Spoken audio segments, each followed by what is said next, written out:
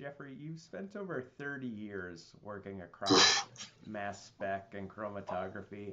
How has your perspective on separation science evolved over time, especially as chromatography-free approaches have matured? Yeah, so chromatography really, for mass spectrometry, was enabling in many applications, right? Mass spectrometry, being a universal detector, is a very powerful detection technology. And with the advent of things like electrospray and being able to flow an active liquid flow into a mass spectrometer, you really opened up the applications that mass spectrometry could do in the applications across the board: toxicology, clinical, food and beverage, environmental, and proteomics, metabolomics. That added separation technique really helped mass spectrometry out. And then in the implementation of that, chromatography has really played a big role in moving into high throughput assays and stuff like that. It really did enable mass spectrometry. But what we're finding is chromatography is still complicated. It's still expensive. It tends to be in mass spectrometry routine assays, kind of the area where most of the service and expertise is required and much of the cost of operation is. And so people use chromatography. It's kind of almost like a necessary evil.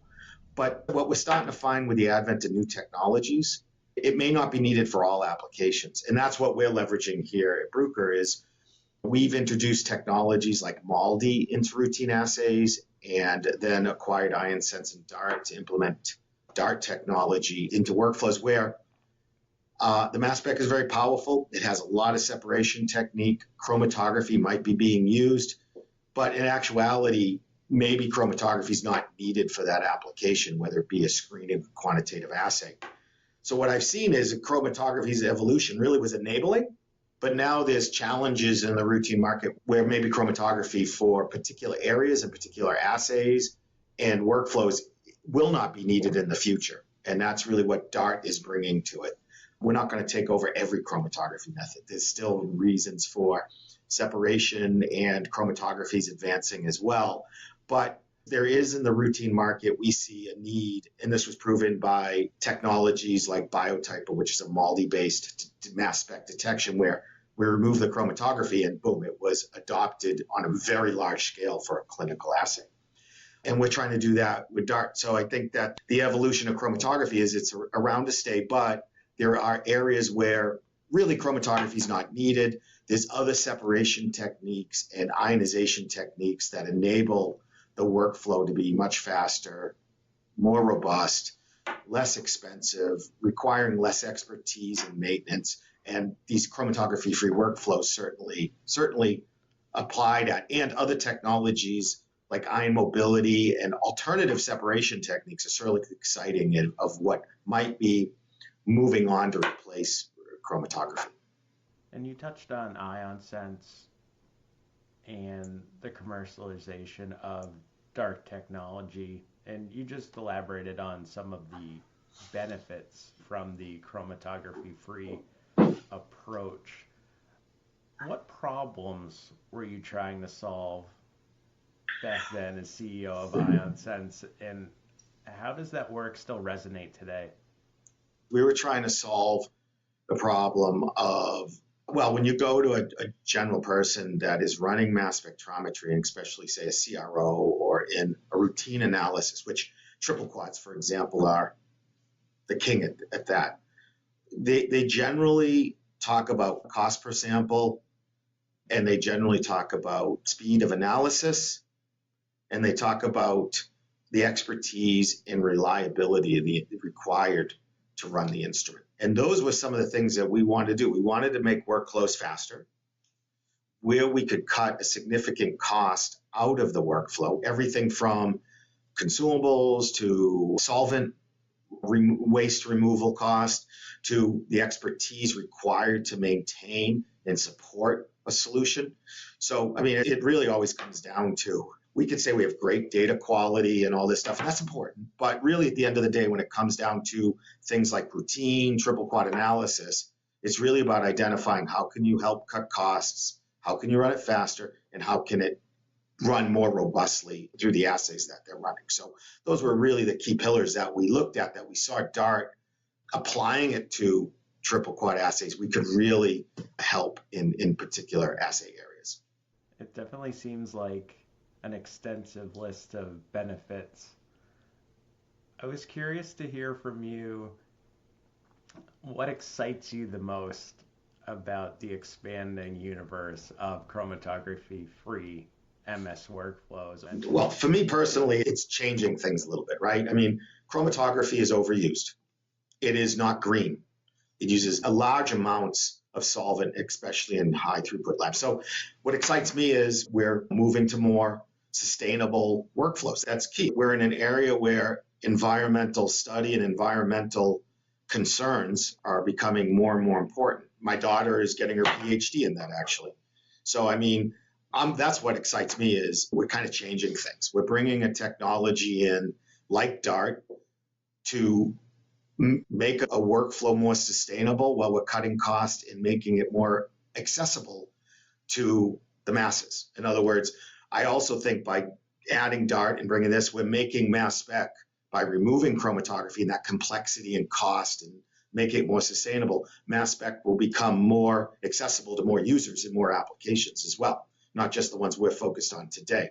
Mass spec is moving out in the field. You can't move a whole chromatography system into the field and have bottles of waste and chromatography columns, equilibration times. That doesn't work when you're screening materials out of soil or out of a river. And that's what excites me about it. And I think it's really about where can you put mass spectrometry, make it easier, simple, cheaper, more sustainable to run, but also put it in applications where LC and mass spec together really weren't the right choice for it. Even if it was better data, it really didn't fit the purpose and use, like a point of need application, just for example, or competing with other types of technologies today that may not have the data quality, but do have a superior cost of operation and ease of use. So we want to move mass spectrometry into that, and that's changing things. So I think that's what's exciting. I think that's really the exciting part of driving those workflows. And people are going to look at chromatography where it's required and improve chromatography as well. I think there's a lot of areas and opportunity to move away from chromatography where reasonable, but also advance chromatography to meet some of the needs in the future, because they'll have to. There's a lot of companies that depend on very large chromatography and consumable businesses. And we certainly see that DART can offer that for my business and what we're focused on here at Bruker. But there's also, chromatography is going to evolve as well. And I'm actually really excited about the advent of ion mobility and mass spectrometry coupled, because that's another area where it's a very fast, reproducible separation that could augment chromatography in the future as well, or really another orthogonal separation technique to complement chromatography-free or chromatography workflows. It's a really exciting area, actually. And we're starting to couple that with our timsTOF. We just launched the TIMS Metabo with ion mobility TOF, and we're coupling DART to get that increased resolution for more complicated requirements, and maybe in metabolomics and in other areas. So yeah, I think that's really what excites me, is that we're kind of forging and convincing people that, because when I talk to people, they go, yeah, chromatography free, that'd be great, but I don't know. And we're proving it day by day. We're understanding the issues we want to solve, we're fixing it, and we're showing people that this is actually a possibility and this will move forward. And we're very close to really getting that spark of oh yeah, this really does work, much like what we did with MALD in the Bruker group years ago.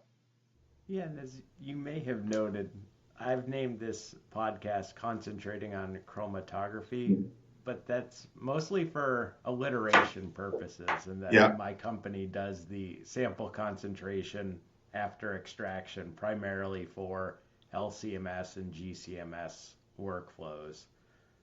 So I do really focus on separation science in general on this podcast, and that's why this is such a great topic for all of the listeners. But let's start there with chromatography in terms of where is it still essential, and at what point do you see it becoming more of that bottleneck rather than the benefit? I mean, chromatography is still essential. If you're running a 900 analyte, pesticide analysis out of food or drinking water, you need chromatography. So very large, very complicated separation challenges, chromatography is king and will continue to be required for that. But if you're looking at things that are a panel of analytes for screening, say you have a panel of drugs and you're screening those panel of drugs. Today, chromatography is long, expensive, and really doesn't compete with, say, like an immunoassay.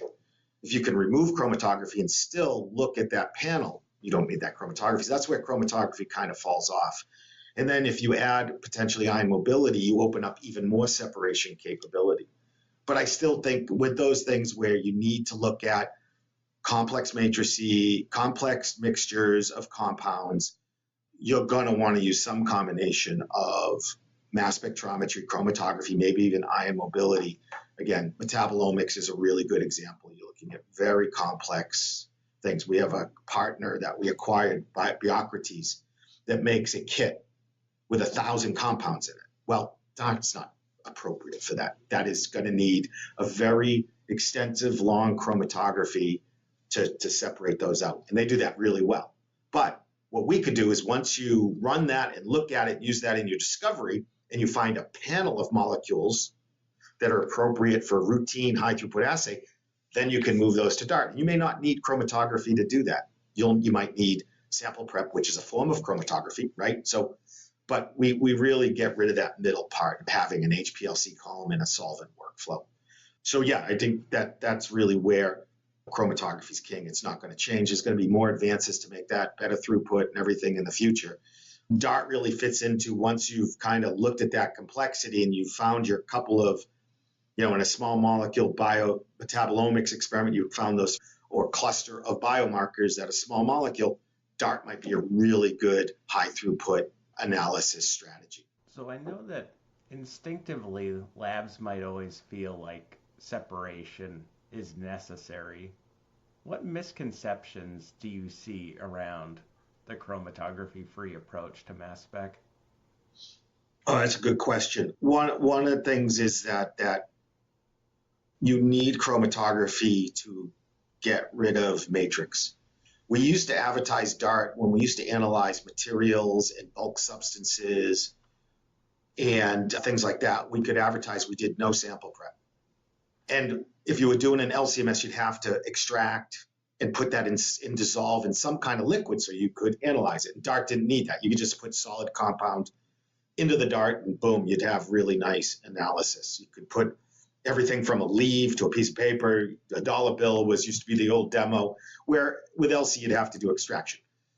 One of the misconceptions is that now that we're moving into biologics and very complicated matrices that these analytes are sitting in, depending on the application, we want to make sure that people understand we do still need sample prep and we depend on sample prep, right? In many ways, chromatography is a sample prep, is being used in high throughput triple quads. It's just another dimension of sample prep.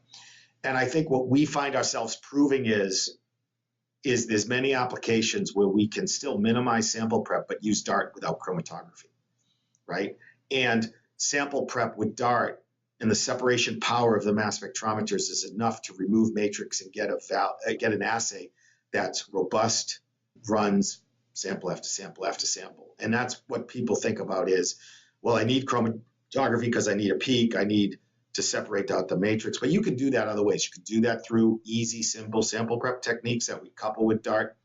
And where that's needed, or you can do other things with DART that people don't really think about. Like DART actually is a separation technique.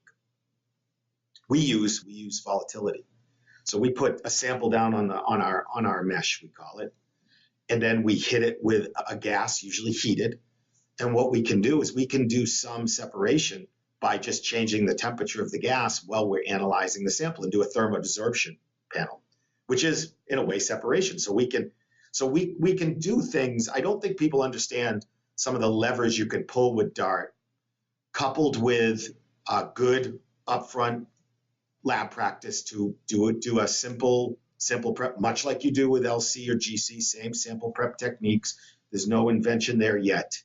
But yeah, so all we're doing is removing. And I think the misconception is that the old conception is I don't believe you because you always said for years you didn't need sample prep for DART. And no way in biological fluids, I'm going to have to do something, whether it be simply a dilution or liquid-liquid, SLE, SPE, some immunoaffinity, something. And they're right. If we're coming on a biological matrix, we are looking at dilute and shoot type methods, just like electrospray. But we are also looking at minimizing and having very simple, fast, paralleled sample prep to be able to get what people are concerned about is how clean is that sample so things are mass specable and we're clear, we're differentiating molecules. And what we're doing is a lot of the applications that we're proving to people that actually it works is we're working on things like clinical research applications, I'll call it, because we don't have a clinical diagnostic yet, but we work with a clinical diagnostic mass spec company that we acquired, Recipe, where we're taking historically chromatography LCMS kits and we're moving them over to DART kits. And we're doing full validations with patient samples to show that the data is equivalent. And that's really how we're proving it. So people kind of got to sit back and say, oh, you're removing what we consider a very important part, and it is. But for many assays, once you move to high throughput and you have the power of MRM, you have the power of sample extraction when needed, you can bring those together and get enough separation and isolation of your needed molecules to be able to do a high throughput quantitative assay or screen.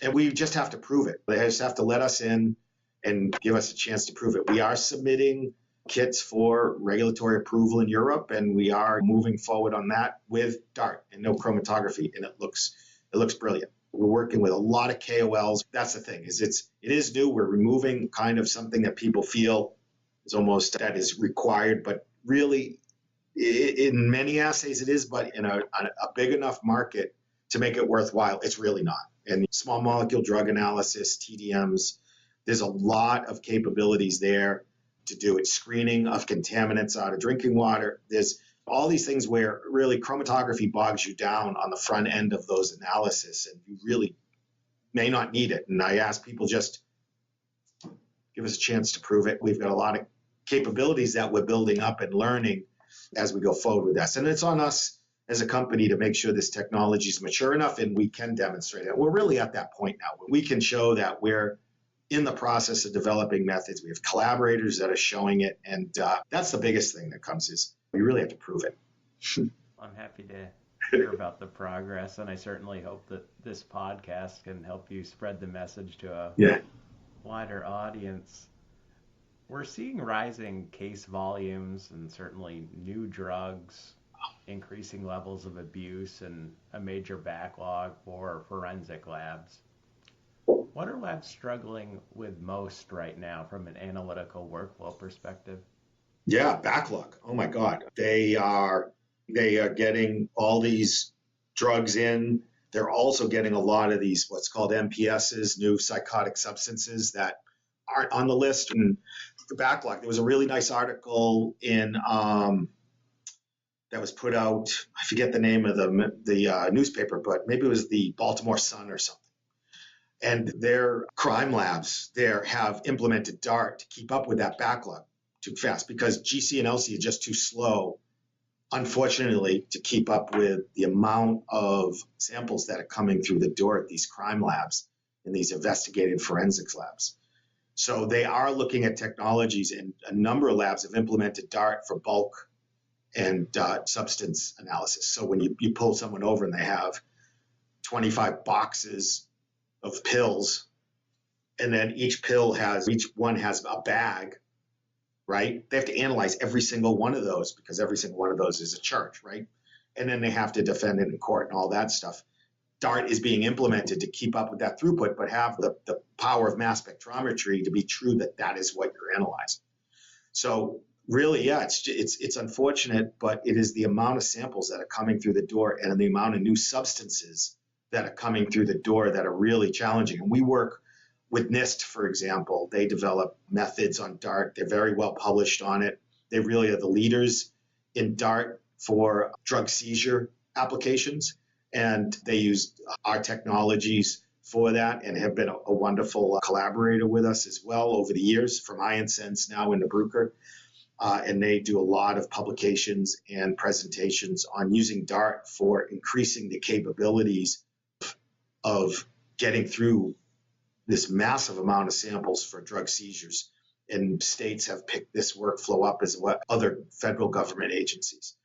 So really, yeah, it's just this massive amount of classic drugs, non-prescriptive illicit drugs, and new classes of compounds that are coming through the door that you can't develop a new chromatography or immunoassay for every single day that they come in, because it's swimming. So DART's nice because you just put it on there and run the bulk drug, and very nice drugs light up at DART. DART loves drugs. I don't know if I should say it that way, but anyways. But yeah, so I think that's the thing. It's just the keeping up in the backlog of samples is a challenge for these labs, and DART certainly helps that. And NIST has been a great supporter for drug seizure analysis, and we have collaborations with other large forensics groups that are looking to start incorporating chromatography-free now as well, to just deal with this backlog of both screening and quantitative analysis of drugs. And I think DART is certainly being very seriously looked at for just this large mass of increase in drugs, unfortunately. Based on your description, obviously speed helps knock through the backlog at a faster rate. That's pretty obvious. But what you said also makes it sound like the second largest benefit might be the flexibility that those labs receive in terms of being able to use DART as a very flexible approach. Did I understand you correctly? Yeah, absolutely. Again, when MPS comes in that doesn't have a chromatography method yet and doesn't have an immunoassay to screen, you can just put it on a DART and analyze it. And that's how NIST and other forensics toxicology labs use it for MPSs. Yeah, I think it's also the ease in enabling DART or mass spec to go other places. One area that we're collaborating with NIST on, and they've recently published and looking to expand a program. They have a program called RADAR, which is a DART program, where they have methods and capabilities to run drugs on DART in different locations. One of the areas that's really exciting is expanding where mass spec can go, is using DART in the field, in mobile labs, vans. Very cool stuff. And so we're collaborating with DART also now, not just to have these fast things at each of the crime labs, but able to move mass spectrometry in the field and bring basically lab quality testing to the field, which is really the next revolution, or one of the next revolutions of mass spectrometry, to move into applications that hasn't really been successful yet, which is moving into the field. There's been a couple good first steps in that thing. In moving certain types of mass specs, mainly low performing mass specs, into the field because they want to be small and stuff like that. But moving lab-based performance into the field is really one thing that we're collaborating with NIST on and others for drug seizure, food testing, environmental testing. And we have a number of groups working with us on that now. And it really is enabled by DART because they couldn't put an LC in the back of a van and run it around with solvents and all that stuff. So it really is kind of cool of where we're starting to put DART systems. So I think it is the versatility now that expands and opens where mass spec can be used and who it can be used by. It can be used by someone on a construction site. It can be used by someone in the van ultimately with someone that isn't necessarily a PhD mass spectrometrist or a chromatographer. And there's certainly a lot of value in that. I'm sure people who are introduced to DART MS can understand it as chromatography-free screening. It's like the largest challenge you have in introducing this approach to forensic labs is really just establishing that confidence of a new approach. Yep, absolutely. And it always is that way. My whole career, I've launched products that are new technology. I've had a lot of fun doing it. It's not as easy as taking on a technology that's kind of adopted and you kind of build on that. I've really been lucky enough to say, this is cool, let's try this and throw it against the wall. And yeah, you really have to work with the people that have the time and the mission in their facility to look at new technologies. And we get a lot of quick feedback an uptake in those labs as we start to mature. But now with those work that's being done, and then it's been really nice, some nice publications coming over out of the last few years, is Bruker now for quantitative DART, right? Because DART was always used as kind of a niche for high resolution mass spectrometry. That was 90% of the applications, qualitative identification and characterization. But when we joined Bruker, we really moved it into quantitative triple quad analysis. And that's really was the new thing. People knew DART worked. They saw it. Everyone had one in the corner on their old or new QTOF or high-res instrument. But people didn't have it on a triple quad. People weren't running biological fluids on it. And that's really over the last few years what we've done at Bruker. We've integrated into a triple quad. We've made a full triple quad workflow.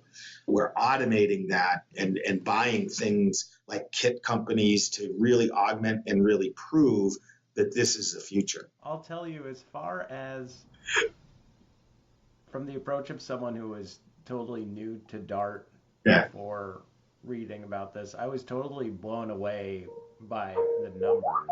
With LCMS, maybe you're running roughly 100 samples a day versus the 1,500 you might be able to push through with DART MS.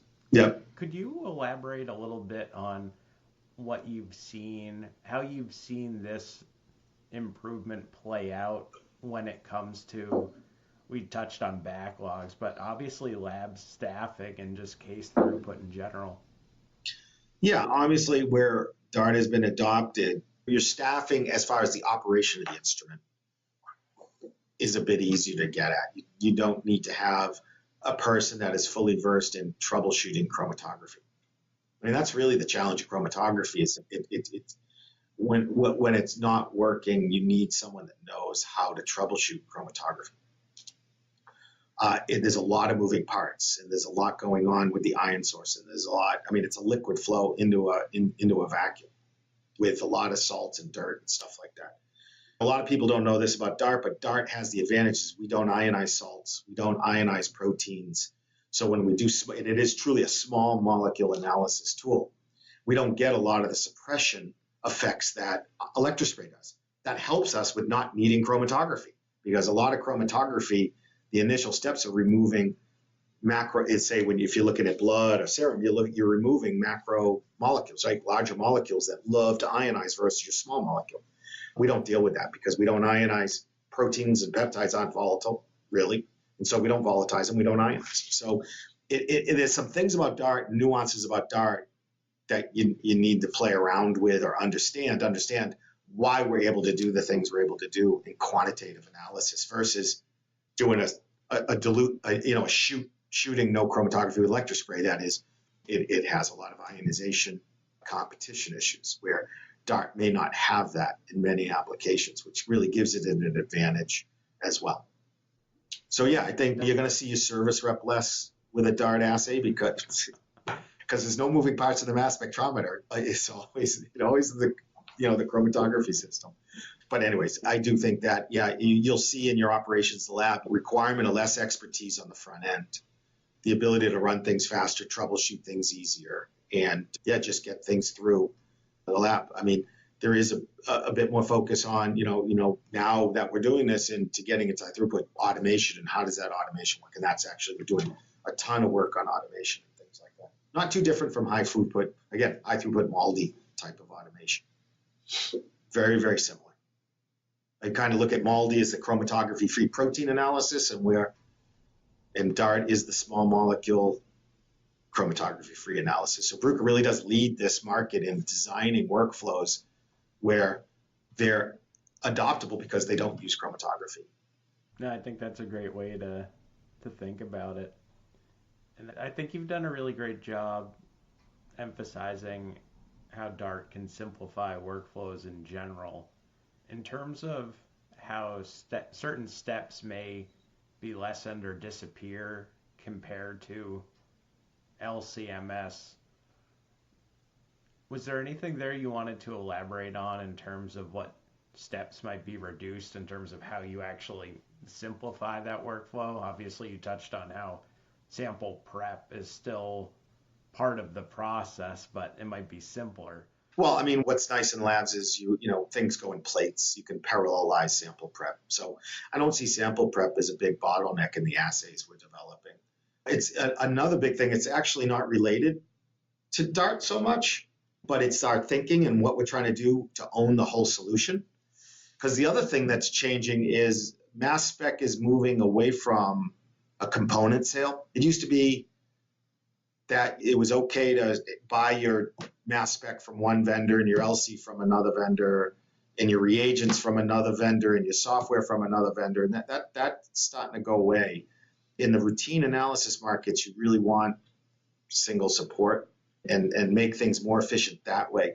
So one of the things we did is we acquired a couple companies that do kits.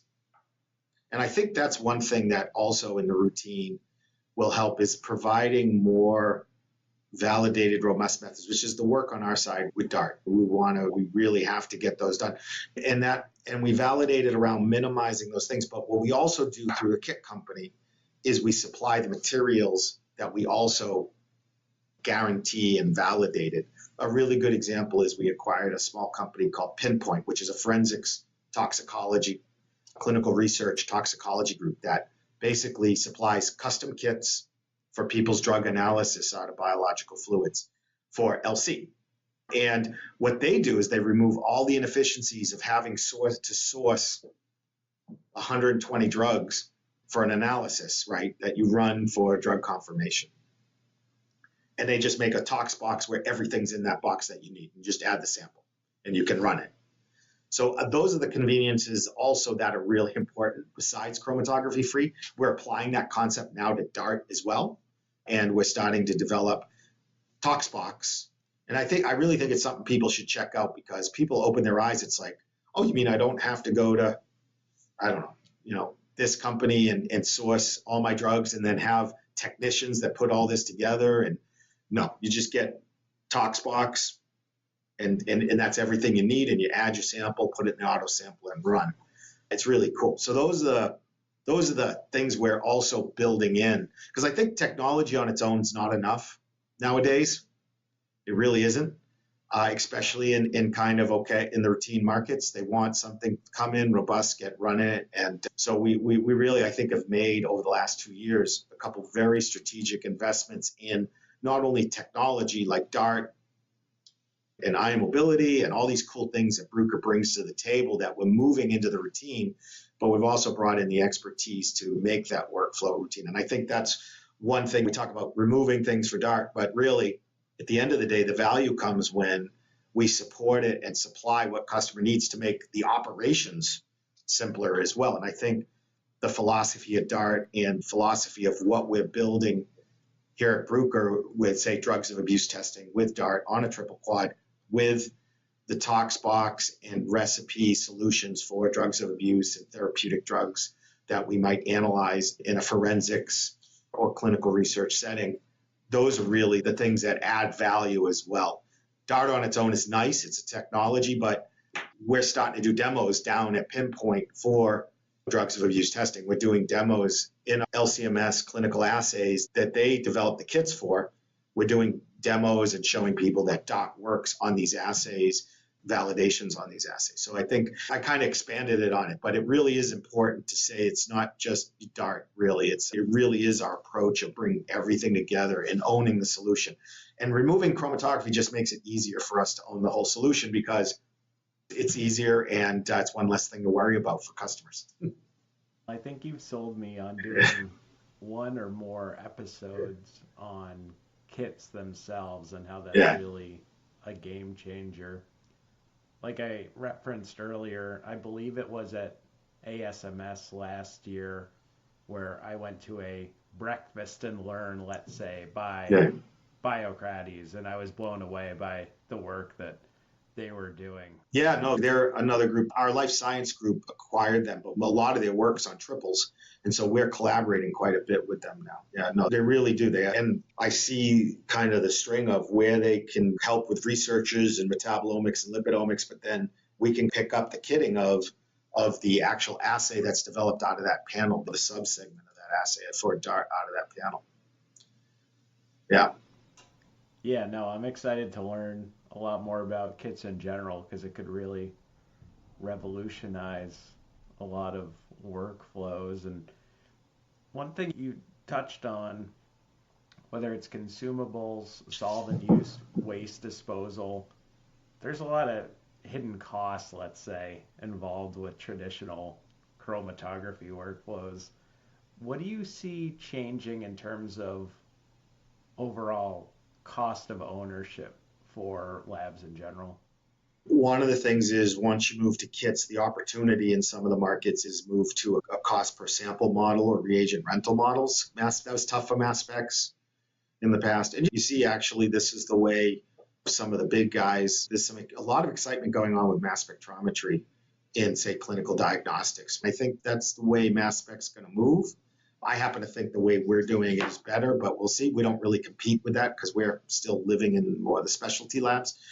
But yeah, no, I think it's exciting that the business model for mass spectrometry will change more substantially. And adding kits, for example, makes that reproducible, measurable. So you can open up a whole bunch of things that in a more research mode would be tough to do on that, and I think certainly driving down and making mass spec maybe not even a list price change. That doesn't matter. Really, the cost of operation and focusing on that as well. Bruker is never going to have the cheapest mass spectrometer. I shouldn't say never, but right now today, we don't have the cheapest. But I think with the way we're approaching things, we can demonstrate with DART a very significant cost of ownership benefit of the instrumentation. I think that's very important in the routine markets and really one of the key competition things that people look at. It's moving less and less from brand, where where it's getting more into what is my cost of ownership, how am I going to make money on this instrument,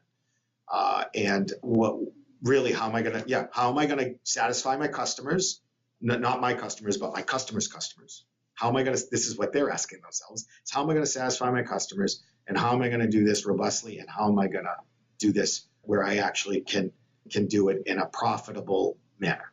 And certainly strategies of reagent rental and all these things we can put together with technologies like that to just cut the cost are things that people are going to look at, and they're starting to look at, and they have been looking at. But I think that could become more the norm than the thing. That's one thing. The research mass spec market has been challenged a little bit by the slowing down of grants and all this stuff. So the good news is in the routine market, they're still going to run samples, they're still going to run drugs, they're still going to run environmental samples. But how can we make for industry and academic and government labs a good, affordable, high reliable instrumentation and workflow for them to get done what they need to do in the most economical way?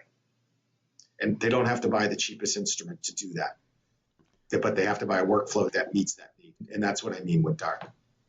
I had a great conversation on a past episode with My Green Lab, focused on how sustainability is becoming much more of an actual driver during the purchasing process.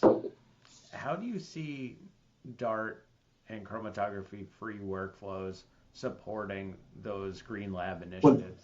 Yeah, just think about it. So I walk into labs that have 50 triple quads with 50 LCs running, let's just say 400 samples a day on a high throughput instrument, right? Running 6-minute gradients, running 1 mil a minute of acetonitrile hazardous waste through their systems, and generating liters and buckets of hazardous waste. That's gone with DART. It's gone. We use solvent, obviously, methanol acetonitrile with extraction. That is a infinitesimal fraction of when you're running 800 to 1.2 mil a minute gradients for high throughput chromatography on your bank of triple quads.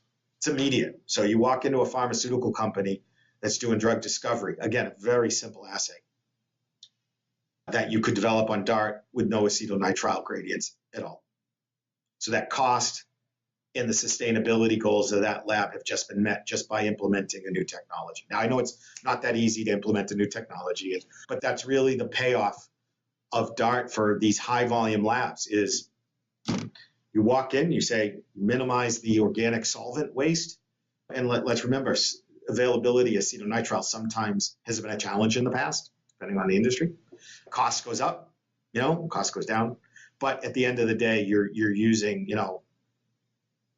5 mils an assay, say, or 4 mils an assay for 400 samples for 50 mass spectrometers. I mean, that's just generating massive amounts of waste. So, and that's a cost for pharmaceutical and clinical labs. Clinical labs aren't used to that because they generally don't use acetonitrile at that level, chromatography at that level. It's just, and that's one of the challenges with mass spectrometry, LCMS, is putting these consumers of waste into a lab that generally didn't do that. It may not have the facilities to deal with that level of hazardous waste. That investment, when you bring mass spectrometry in, it's an investment just to deal with what those things produce, both facility-wise and disposal-wise. We don't have to deal with DART. It's a huge cost advantage of DART that we don't even sometimes talk about. We should talk about more.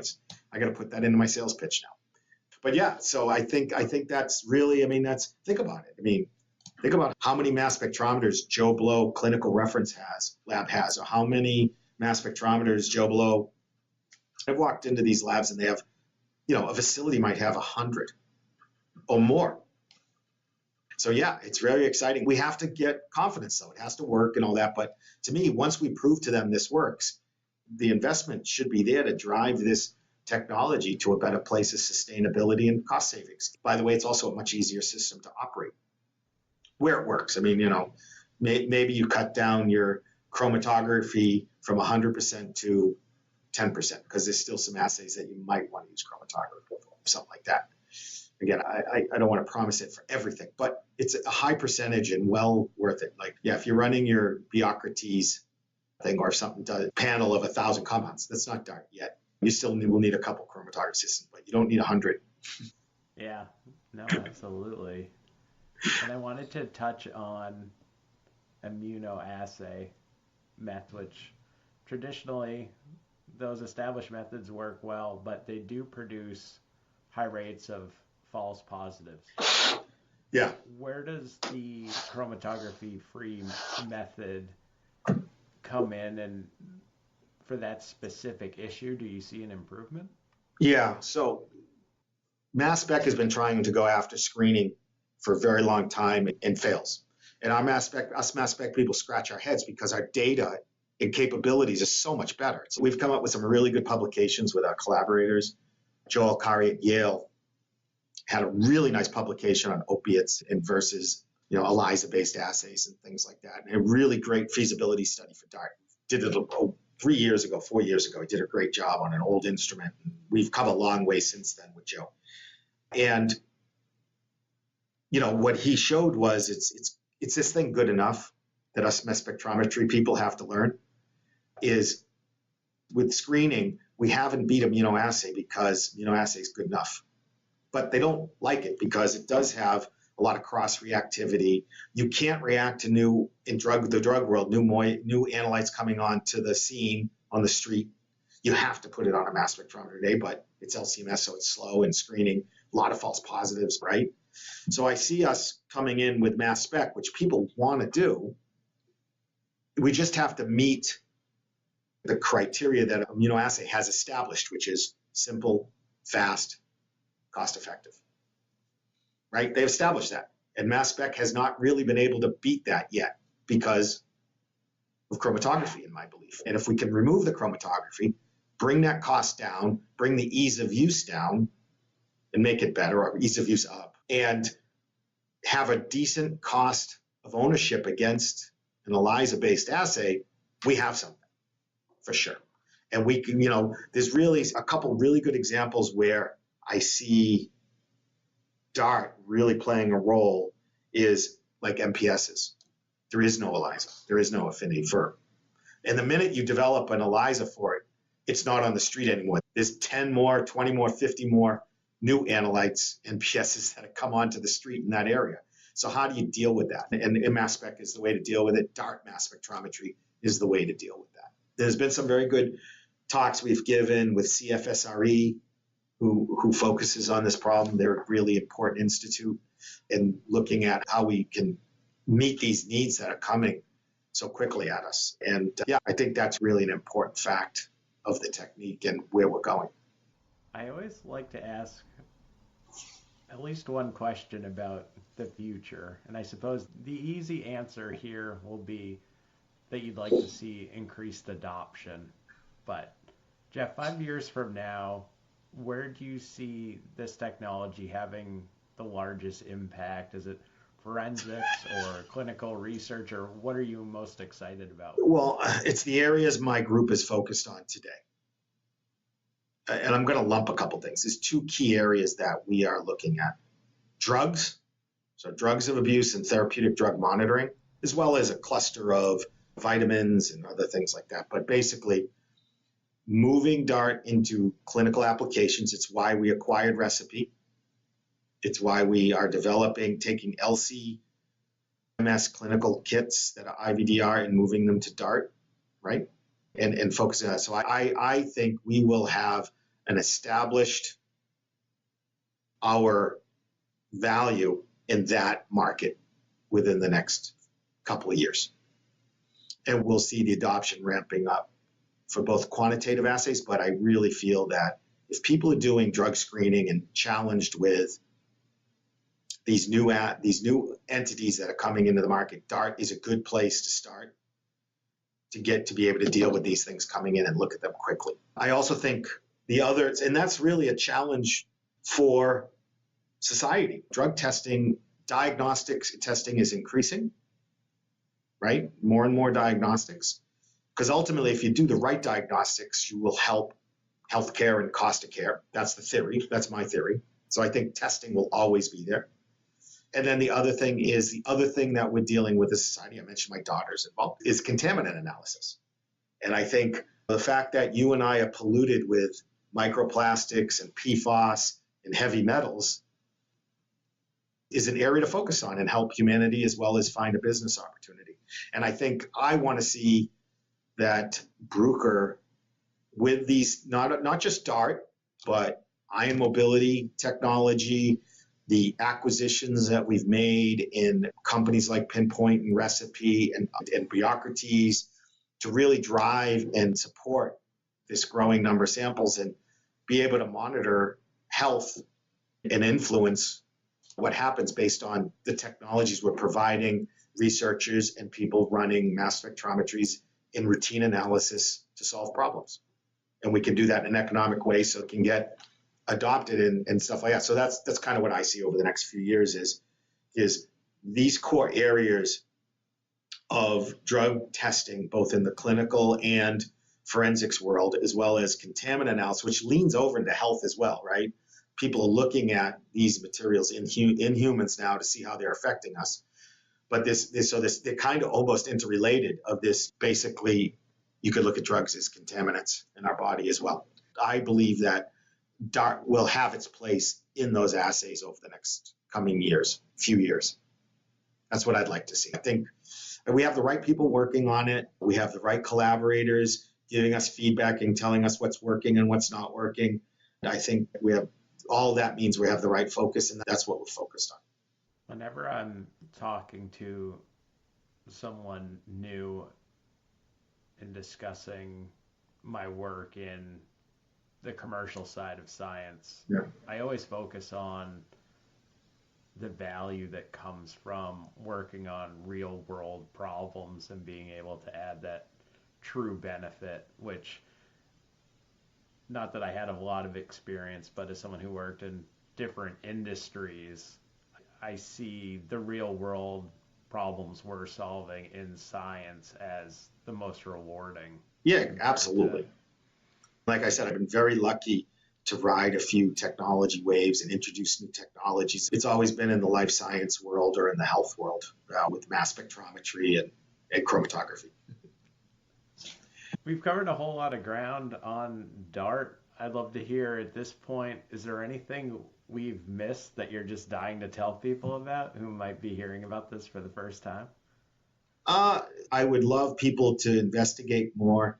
Always love to interact with people and have people poke holes at it, but also, see what we're doing and see if it actually does fit within their organizational needs, their focus of what they want to accomplish, right? And to bring new technologies in. And, that's really what I'm interested in doing has been the most fun is these evaluations and collaborations and working with people that are even closer to solving problems than I am. I'm of this really on the front lines, and giving them tools to fight the battle and see how they work is awesome, is always fun. And that is progressing greatly. So no, I just, if, people want to learn more or have an opinion of what they want to share of why they think what we might be missing or what they're excited about and what we could look at with them, I always love to having those conversations with people. That would be great. I don't think we've really missed anything. I think you could do a whole segment on ion mobility and where that's going in the world. I really do. And Bruker's leading that. I think that there's a lot going on in the mass spec world, a lot of capabilities and technologies coming onto the market, like DART, like TIMS, that are incredibly exciting and going to change the world. And that's really what it's all about. I really think this is, besides the applications we're working on in these labs, being able to move something in that is solvent-free for the most part. You can't say 100% because we do use extraction still today that uses solvent, but we can use separation techniques, things like that don't use solvent. So I think that's really, a big driver as well. And I think once we establish that DOT will work for someone's application, that's the natural, and that's really where it will go. Yeah, no, I'm excited to hear about that, and I certainly hope to have a follow-up discussion with you to find out how things have progressed. I'd love to follow up then, but Jeff, thanks so much for your time today. I really appreciate it, and I hope I get to run into you in person, whether it's in Massachusetts or at a conference down the line. Yeah, absolutely. Let me know if you have any questions. I really appreciate the conversation. I love to talk about DART. I've dedicated a few years of my life to it now, so. Thanks, Jeff. Thanks for the time. Cheers.